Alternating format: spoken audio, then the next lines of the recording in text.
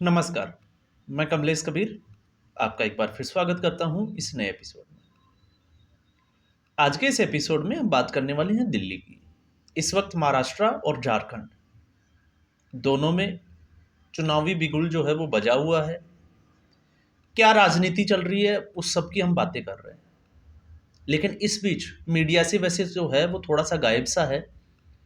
दिल्ली में हालांकि विधानसभा चुनाव जो है वो संभावित है कि वो फरवरी के आसपास तक होंगे, लेकिन अभी से जो है वो चुनाव प्रचार अभियान जोरों पर चल रहा है और उसका केंद्र बिंदु है इस वक्त अरविंद केजरीवाल।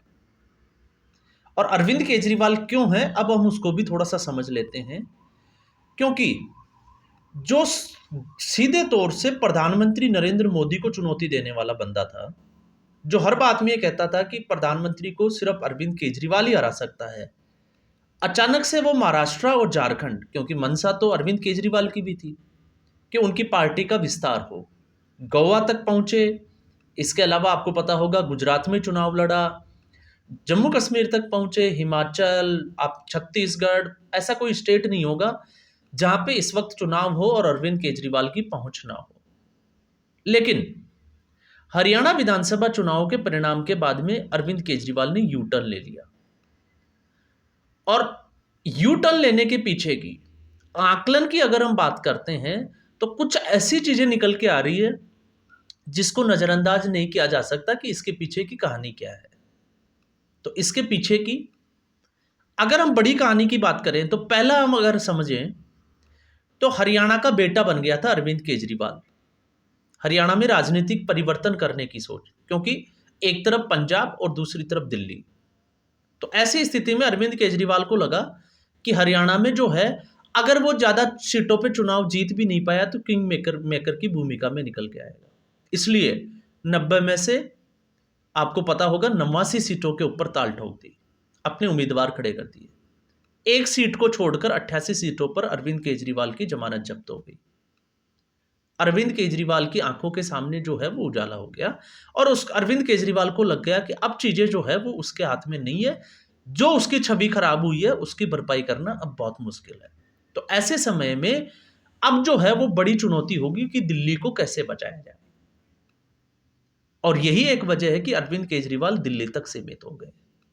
तो पहला कारण जो हमने इसमें आकलन किया। दूसरा, अरविंद केजरीवाल की राजनीति पे अगर आप गौर करोगे, आरोप लगाना तक ठीक है, लेकिन हरियाणा के विधानसभा चुनाव परिणाम के तुरंत बाद अरविंद केजरीवाल ने दिल्ली में पदयात्राएं शुरू कर दी।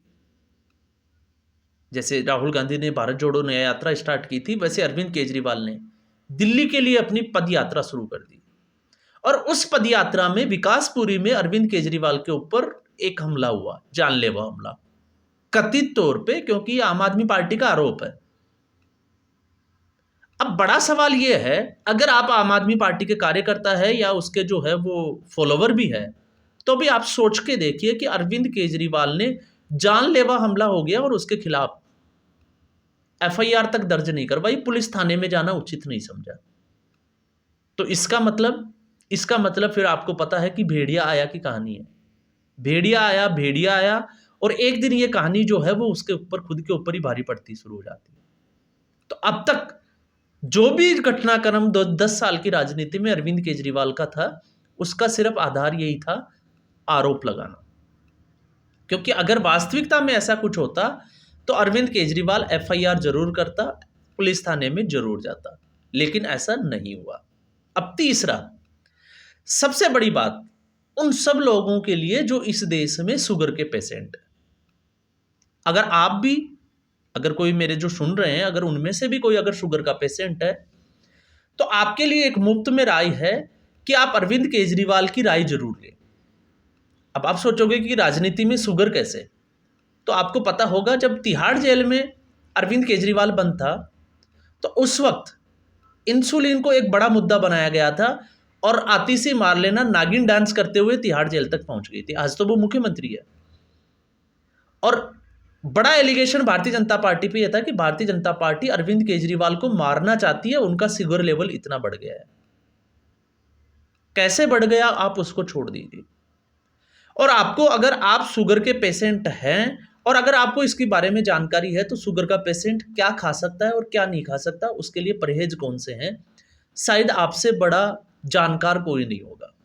किस तरीके से अपने, जिसको कहें कि सीने के ऊपर पत्थर रखकर खान पान का ध्यान रखना पड़ता है। आप शादी में भी जाते हो तो बिना खाए लौट आते हो।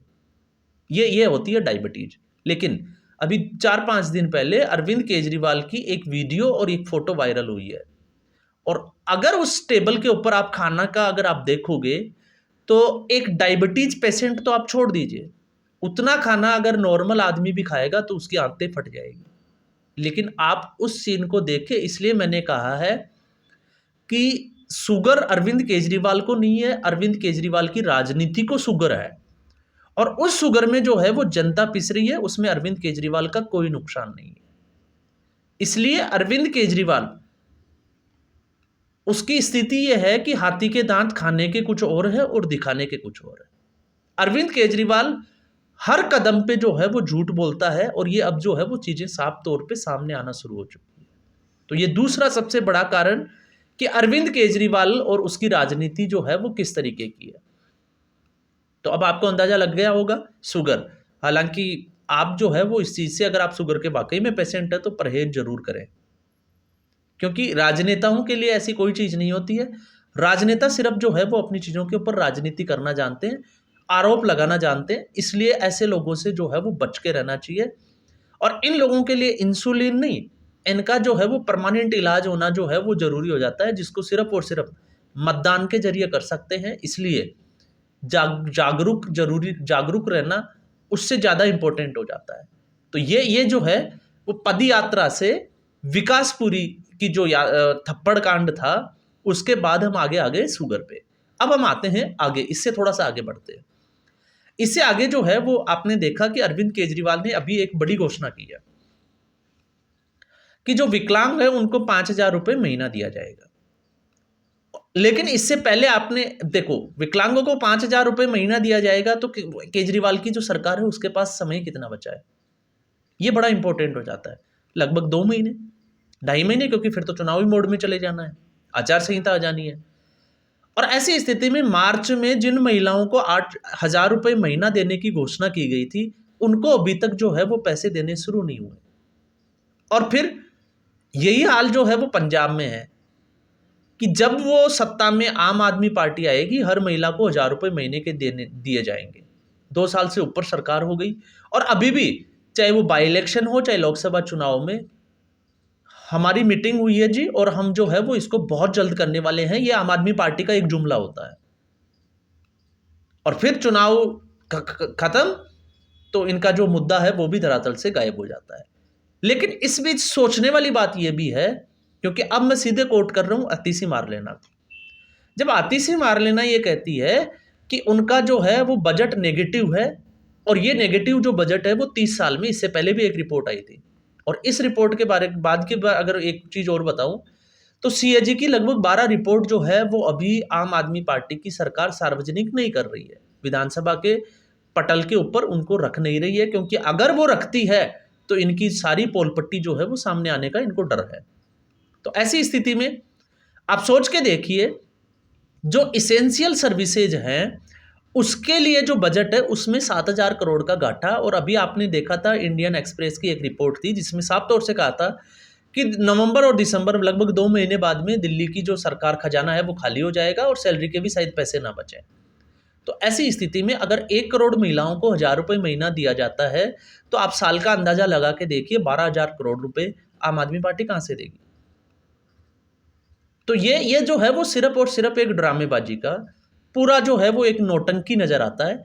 लेकिन इससे भी आगे आपने एक चीज और नोट की, इस वक्त जो बसों में मार्शलों की जो नियुक्ति की थी लगभग 10,000 मार्शल के आसपास, और अब जो है वो उनको वापस बुलाया जाएगा, उनको वापस रखा जाएगा।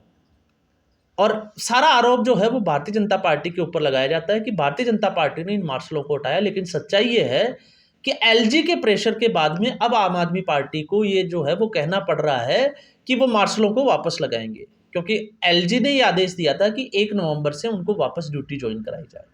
लेकिन आतिशी मारलेना ने स्टेटमेंट दिया था कि अब वो 11 नवंबर के आसपास जो है वो इसको शुरू करने की सोच रही है। तो आप अंदाजा लगा सकते हैं कि कथनी और करनी में क्या फर्क है। आप छोड़ दीजिए एमसीडी के इलेक्शंस में जो है वो क्या चल रहा है, मेयर के इलेक्शन में क्या स्थिति बनी हुई है, तो ये स्थिति जो है वो अभी आम आदमी पार्टी की बनी हुई है। लेकिन आम आदमी पार्टी किस तरीके के दबाव में है, अब आपको थोड़ा सा जो है वो उसकी एक झलक जरूर समझ लेते हैं। अरविंद केजरीवाल ने अभी एक जो है वो घोषणा की है कि आम आदमी पार्टी के जो कार्यकर्ता वॉलेंटियर्स है देश भर से, वो 2 महीने की छुट्टी ले लें और सारे जो है वो दिल्ली में चुनाव प्रचार में लग जाए। अब आप सोच के देखिए, दिल्ली के कार्यकर्ता नहीं, देश भर के कार्यकर्ता, वो जहां भी नौकरी करते हैं वो अपनी नौकरी छोड़ दें और अरविंद केजरीवाल के लिए दिल्ली में आके खड़े हो जाए। क्यों? क्योंकि इसका मतलब साफ तौर से अरविंद केजरीवाल को लग रहा है कि इस बार जो है वो उनके पैरों के नीचे से जमीन खिसकती हुई नजर आ रही है। लोगों ने पहले भी जो है वो अन्ना हजारे के आंदोलन में अपने अपने काम धंधे छोड़ के जो है वो दिल्ली में बैठे थे, सोचा था कि कुछ राजनीतिक परिवर्तन आएगा, लेकिन किस तरीके का परिवर्तन आया ये तो पूरे देश ने देखा। आज अन्ना हजारे कहाँ है और अरविंद केजरीवाल कहाँ है। लेकिन इसमें ये कार्यकर्ताओं से और वॉलेंटियर से ये आह्वान करना ये साफ तौर से दिखाता है कि अरविंद केजरीवाल इस वक्त जो है वो दबाव में है। और दबाव का मतलब कि अरविंद केजरीवाल की 10 साल की एंटी इनकम्बेंसी, ये एक बड़ा मुद्दा होता है, कोई भी सरकार होती है। और एंटी इनकम्बेंसी के बाद में आप एक बड़ी चीज पे नोट करोगे तो आम आदमी पार्टी अपस्विंग कब होता है, ऊपर कब उठती है, जब कांग्रेस पार्टी का डाउनफॉल आता है। ये 2014 से हमने नोट किया है। तो अगर कांग्रेस पार्टी कुछ गेन करती है, अच्छा करती है, तो आम आदमी पार्टी का डाउनफॉल होना शुरू हो जाएगा। और ऐसी स्थिति में जो लोग ये समझने की गलती कर रहे हैं कि इस बार दिल्ली में जो है वो आम आदमी पार्टी और भारतीय जनता पार्टी के बीच में कॉन्टेस्ट होने वाला है, तो ये गलतफहमी है। इस बार मुकाबला त्रिकोणीय होगा, ट्रायंगुलर फाइट होगी। और उस फाइट को अगर हम देखते हैं तो आज के अगर हम बात करें तो जो सर्वे रिपोर्ट्स या जो एनालिसिस चल रहा है उसके हिसाब से भारतीय जनता पार्टी सरकार बना सकती है, आम आदमी पार्टी से बहुत ज्यादा मजबूत दिखाई देती है। और वैसे भी भारतीय जनता पार्टी ने अरविंद केजरीवाल की जो नस है राजनीति की, वो अब इस वक्त जो है वो पकड़ रखी है, दबा रखी है। और दूसरा सबसे बड़ा कारण, जिस भ्रष्टाचार को लोगों को एक उम्मीद जगाई गई थी कि अब भ्रष्टाचार से मुक्ति मिलेगी, आज उस भ्रष्टाचार के आरोप में आम आदमी पार्टी घिरी हुई है। और मैं हर वीडियो में बात करता हूं, ये अभी से नहीं, जिन लोगों को लग रहा है कि अभी से नहीं, जब अरविंद केजरीवाल ये कहते थे कि किसी कैंडिडेट को अगर उम्मीदवार बनाया जाएगा तो उसके लिए 3 चरणों में वेरिफिकेशन होगा। और उसके बाद में पहला विनोद तोमर, आई थिंक तोमर, लेकिन पहले शायद विनोद ही होगा, कानून मंत्री, जो फर्जी डिग्री लेके कानून मंत्री बना फिर जेल चला गया। 2015 की बात कर रहा हूं। 2016 में उसके बाद में राशन वितरण के मामले में आपने देखा था कि राशन कार्ड के बदले जो है वो 2 महिलाओं का यौन शोषण और उनका मंत्री। फिर उसके बाद में जो है वो सिलसिला शुरू हुआ 2020 में। आप उनके पार्षद का देखो जिस तरीके से दिल्ली में दंगे हुए। इसके अलावा अभी आपने देखा एक दूसरा जो अल्पसंख्यक विभाग का अध्यक्ष था, और उसके बाद में दिल्ली का शराब कांड, जिसमें अरविंद केजरीवाल खुद जो है वो जेल जाके आ चुके हैं। और अब अरविंद केजरीवाल ये कहते हैं कि उनको जमानत हो गई क्योंकि वो कट्टर ईमानदार थे। तो उनकी जमानत की शर्तें क्या थी, अगर आप उन पर नजर डालोगे तो आपको अंदाजा लग जाएगा कि अरविंद केजरीवाल कितना बेईमान है और कितना ईमानदार है। लेकिन जनता को जो है वो गुमराह किया जाता है और जनता को ये बोला जाता है कि सुप्रीम कोर्ट ने जो है वो बाहर निकाला है, सुप्रीम कोर्ट ने बाहर निकाला है, लेकिन आपके पर काट के निकाला है। अगर आप ईमानदार होते तो सुप्रीम कोर्ट ये क्यों कहता कि आप जो है वो सचिवालय नहीं जा सकते, आप सीएम ऑफिस नहीं जा सकते, छूट दे सकता था, लेकिन नहीं। दूसरा, अरविंद केजरीवाल जो जेल में जो है वो इंसुलिन की बात कर रहा था, लेकिन कोविड के समय खुद जो है वो शीशमहल बना रहा था 55 करोड़ का। 45 से कब आंकड़े जो है वो ऊपर नीचे हर जगह पे हैं, लेकिन शीशमहल तो बनाया। और फिर उस शीशमहल के लिए जो अभी कहानी चली वो किस तरीके की चली वो भी आपको पता है। तो अरविंद केजरीवाल जिस राजनीति में वो आया उसको पता था कि मतदाता को किस तरीके से ठगा जाता है, और ये इसकी एक जो है वो पूरी प्लानिंग थी, एक पूरी ट्रेनिंग के बाद में ये बंदा जो है वो राजनीति में है। 200 रुपए का शर्ट पहनना, मफलर गले में टांगना, चप्पल पहनना, वो तमाम तरह की चीजें। लेकिन जब वो आप फुटेज आते हैं शीशमहल के या फिर जैसे अभी खाना खाने के, तो उसको आपको अंदाजा लग जाएगा कि अरविंद केजरीवाल किस तरीके का आम आदमी पार्टी है। और अब अगर अरविंद केजरीवाल साड़ी पहन के भी अगर दिल्ली की सड़कों में निकल जाए तो मुझे नहीं लगता कि बहुत बड़ी कोई अतिशयोक्ति होगी, क्योंकि ये बंदा ऐसा कुछ जो है वो कर सकता है।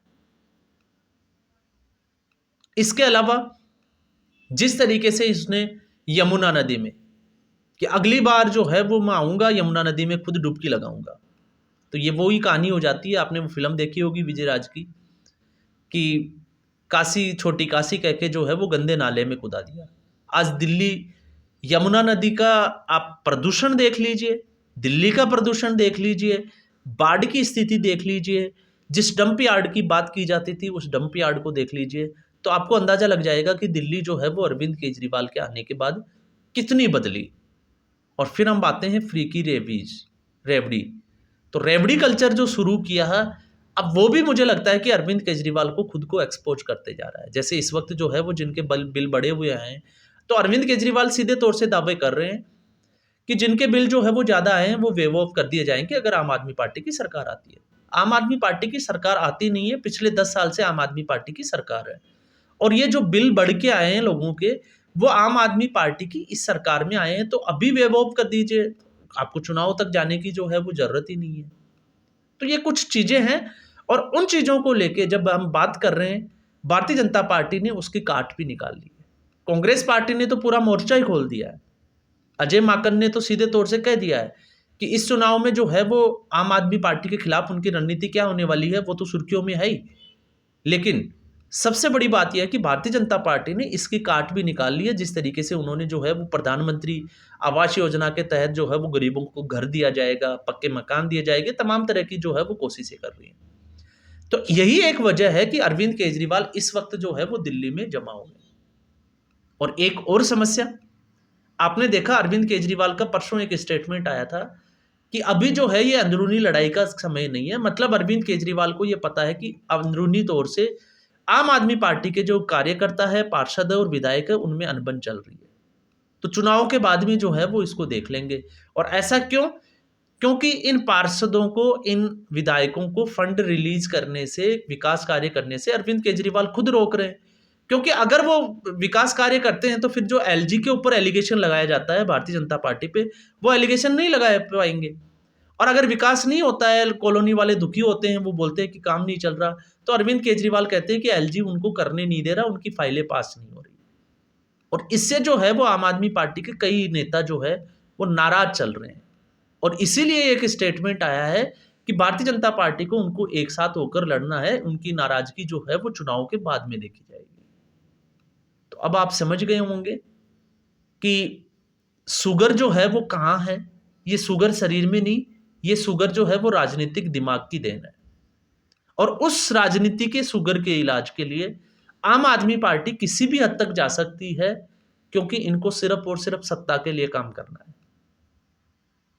तो अब आप समझ गए होंगे कि दिल्ली में जो है इस वक्त दंगल में क्या चल रहा है, राजनीतिक उठापटा किस तरीके से चल रहा है। और अरविंद केजरीवाल की आंखें जो है वो ऐसे अगर देखें तो इस वक्त जो है वो हरियाणा विधानसभा चुनाव के परिणाम के बाद तो एटलीस्ट जो है वो खुल चुकी है। तो आज के एपिसोड में बस इतना ही। उम्मीद करूंगा ये वीडियो एपिसोड आपको पसंद आया होगा। वीडियो को लाइक करें, शेयर करें, चैनल जरूर सब्सक्राइब करें। धन्यवाद।